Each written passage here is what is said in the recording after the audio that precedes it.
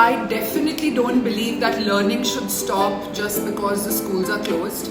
I think in fact this is a very unique opportunity for all parents to really spend that time and understand their children.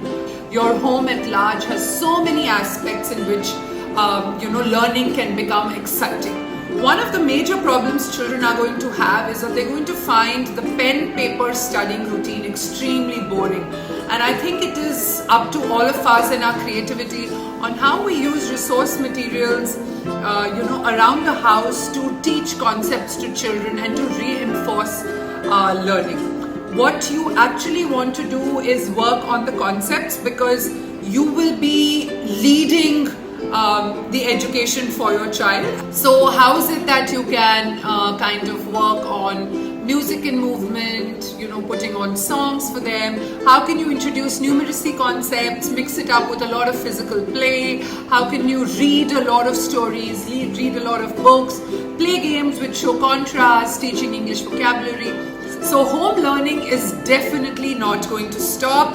I think it's a wonderful time for us to make learning or a 360 degree and overall in nature, and not just books and pen led. So given that there is no choice and you don't want to lose the complete academic year of the child, virtual learning is a prerequisite.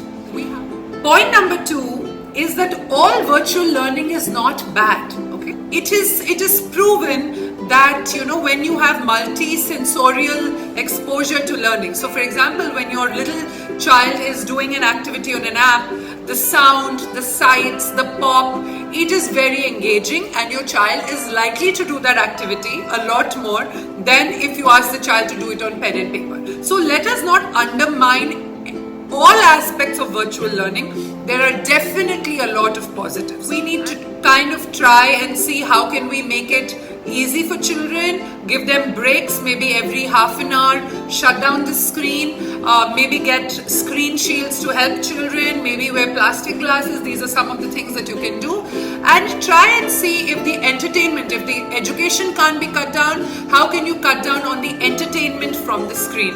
Are there other sources of play, other sources of music, dance, hobbies that can be pursued which don't need screen time?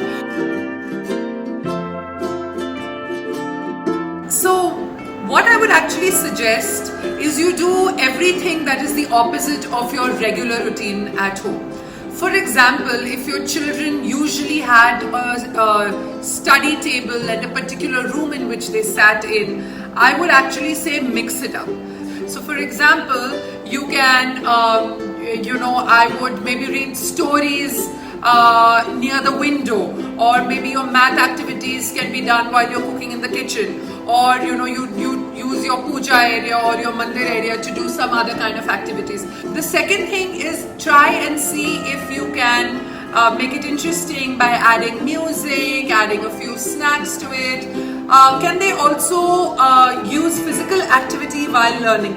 For example, young children can maybe walk on a balance beam, a row of bricks, while learning how to sing a song. Or you could use your steps and use jumping while saying your multiplication tables, or anything which requires rote learning is actually it works much better when it is mixed with physical activity.